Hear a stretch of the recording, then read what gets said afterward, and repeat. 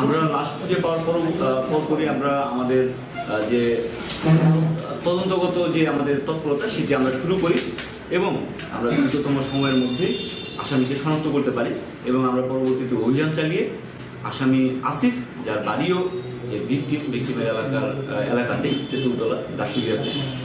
তো আমরা আসামিকে জিজ্ঞাসাবাদ করে যেটি জানতে পেরেছি, আসলে এই আসিফ সে বিকৃত যৌনাচারে অভ্যস্ত এবং এই বিকৃত যে যৌনাচার সেটি করার অভিপ্রায়ে সেই শিশু জিহাদকে ডেকে নেয় যে ঘটনাস্থল, সেখানে যে পরিত্যক্ত যে একতলা ভবন রয়েছে সেখানটায়।